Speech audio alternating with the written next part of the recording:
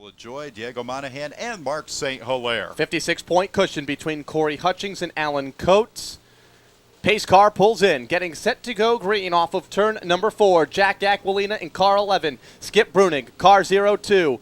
Front row, off turn 4. Brunig trying to get the jump in the outside lane, and we will probably not see the green flag this time. Not even a token green flag. And we'll try it again. We'll line them up in turn 1, Matt. No, you're right. No green at all that time around. Getting set. Had quite a jump on that one in the 0-2. He's off in his own little race out there, and that wasn't going to elude the sharp eye of our starter, Hank Scarpa. It's not his first barbecue here tonight in the flag stand. Sure, that was a warning to the 0-2 of Skip Brunig. Getting set to go. Much more even this time off of turn number 4. Aquilina, Brunig, front row. Green flag, and we are underway. Much more even start. Maybe a little early in turn number 3, and it's going to be Skip Brunig getting a jump to the back straightaway. Scramble from second on back. Now we know why he was so anxious, Carl. He's got a fast car in the Lavender 02. Wayne Coury moving up to second in a double file battle behind him. As you can see, these cars making their way around the Waterford Speedbowl at a torrid pace. One of the cars to keep an eye on is the number 28. That's Russell LaJoy out there in the Mosquito Solutions 28. As of late, that's been one of the cars to watch in the division. That's at Mopar, number 28, working on Glenn Riley. Up front, battle for the lead. Skip Brunig slid up high and allowed the door open for the 17. Sneaks to the inside for Coury, and they go double wide through the corner, off of turn 4, back down to the stripe, and it's going to be car 17 charging up through the field early to take the spot down in turn number 2. T.H.E has had the hot hand lately in this division. A podium finish last week, and now he has darted into second ahead of Skip Brunig. A driver to watch, Russ LaJoy, also Ernie Bertrand, trying to hold off the 99 of Glenn Riley and the 98 of Alan Coates. Well, Bertrand has that race program of his in good shape during the 2003 season. Just needed a break here and there to put it towards the front. Looks like this could be a good night for him. The defending regional champion in the late model division is Alan Coates in the 98. He is a car owner this year, a whole different position for him, and he's trying to make that work. He's second in the point standings going in, but he has a long way to go to catch our leader, Wayne Coury. Wayne Coury leads to turn number 2. Chad Tromley in the second spot. Then it's going to be back to the 28 car for Russell LaJoy. He leads the second pack off the corner. Ernie Bertrand looks on, followed by Alan Coates. That's the top 5. Coury Hutchings, Skip Brunig, Diego Monahan, and Larry Goss, the front half of the field. Everyone right now in line, nose to tail. Well, Coury Hutchings jumped to the outside looking for running room against Alan Coates. Here he comes as they march out of the 4th turn. Coates still has the position barricaded, as opening up a slim lead, Wayne Coury, as they blister their way into turn 3. Well, a couple new faces out there behind the wheels of Bob Valenti Autoball late models. One of those happens to be Zach Sylvester. He's in one of Larry Goss's cars. It's lettered as the 61. Right now, he is right next to the 35, Bruce Thomas Jr. Car trouble front straightaway into turn number 1. Goes up in smoke. That's a 35 for 67 of Clemens off of turn number 2. We'll keep it under the green flag, and he's going to try and move that car to the infield. Leaders are on the back straightaway. 17, the race leader for Wayne Coury, the 12 of Chad Tromley. Real scramble further back for the 7th spot. Double wide racing between Skip Brunig, Diego Monahan, also the 35 of Bruce Thomas Jr., and the 6 for Larry Goss. Coates and Hutchings contained melted together as the 67 flat tire on that car by Brandon Clemens.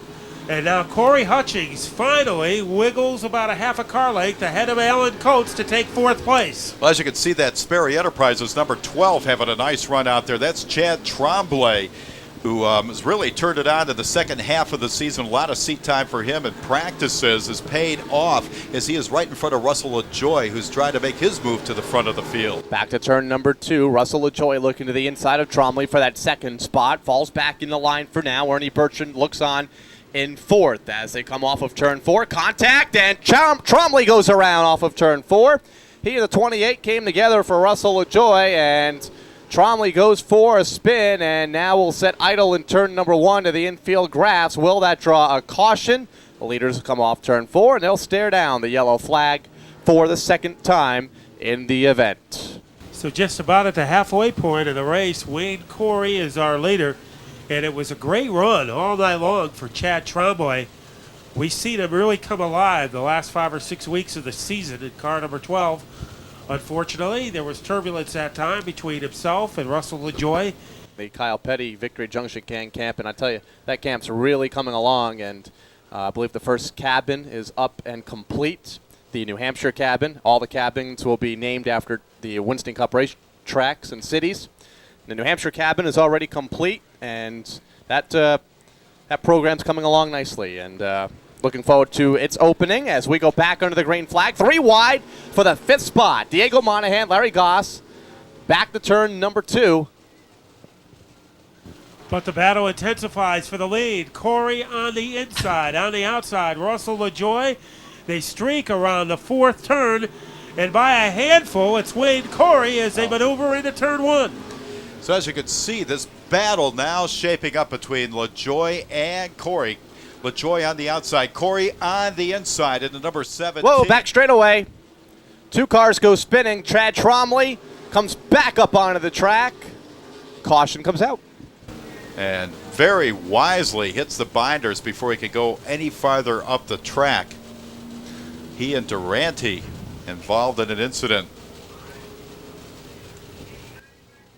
That's the 61 among the leaders. Is that correct, Mark? Of Zach Yes, Sylvester. Zach Sylvester. Not the 6 of Larry Goss. Larry Goss out in his All right. ACT style car, if you will. What's happening over here now in turn 4?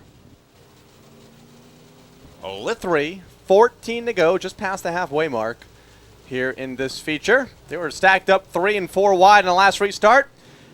Off turn 4, it's going to be kept to double file this time. Let's go back to turn number 2 with Russell LaJoy on the outside. Coury down low. Ernie Bertrand slips into the 3rd spot. He wants 2nd in turn 3. Ernie is tough in the 00, starting to put the pressure on Wayne Coury. They swing around the corner. Coury and LaJoy locked up together. And what will happen is they hit the backstretch. LaJoy has momentum, but not enough to derail Wayne Coury Jr. well, one of the things that you can count on, that handling is going to come into play here very, very quickly. We've seen a lot of speedy dry out there on the track here tonight. Has it destroyed the outside groove? Doesn't look like it if you're Russell LaJoy, who seems to be gaining ground out there and trying to get by Wayne Coury. This time by, we'll see 11 laps on the Budweiser Bud Light scoreboard. Trying to use the outside to his advantage, the 28 of Russell LaJoy, but having a tough time working around a 00 of Ernie Bertrand, who's stuck down low. As they run double wide, it's allowed to 17 of Wayne Coury. Free running room at the front of the pack off of turn 4. Here comes Coury Hutchings looking to his inside to try and take away both 2nd and 3rd. If both of those were to slip up, 36 would be right there to capitalize. So Bertrand had a helping hand down the front straightaway from Coury Hutchings, but now LaJoy gets a bite on the outside. You talked about handling, Mark. It sure was working for Russell LaJoy. Yeah, it seems like that team, the second half of the season, every year just comes on so strong. This seems to be the time of year when the Mosquito Solutions 28 comes to life. Right now, that Mopar powered car is firmly ensconced in the 2nd spot on the speedway, but everybody's chasing Wayne Coury. Zach Sylvester beginning to make some moves up through the field. Goes to the inside of one machine on the back straightaway, and just behind Larry Goss. Goss goes to the outside of the 35 of Thomas here on the front straightaway. Diego Monahan is the car that Zach Sylvester just passed a moment ago. Further up, Coury Hutchings in and around the 00 of Ernie Bertrand for 3rd. So Hutchings used his muscle to yank 3rd away from Bertram. And Wayne Coury able to open up a healthy lead over the rest of the field. Bruce Thomas trying to move up a spot. And Thomas on the bottom of the track. Larry Goss on the outside as they stampede their way into the 4th corner. Well, Larry Goss is one of those drivers had a fast car. The handling's been good on the car. However, luck has not been on his side. Everything's happened to him, but being struck by lightning in 2003. 2003, and now let's see if he can capitalize this with a big finish here tonight as he's working that outside groove. 4 laps to go for Wayne Coury. Bunch of new winners here at the Speedway tonight. Can the 17 be the latest in turn 4? He's within 3 laps of the checkered flag. The battle is on for second. Corey Hutchings in the 36, wanting to get around the 28 car for Russell LaJoie, who holds the spot. Yeah, this is a great battle shaping up for... Whoa, trouble in turn 2. One car goes around. It's Larry Goss. Caution out again, now with 3 to go. So once again, the bad luck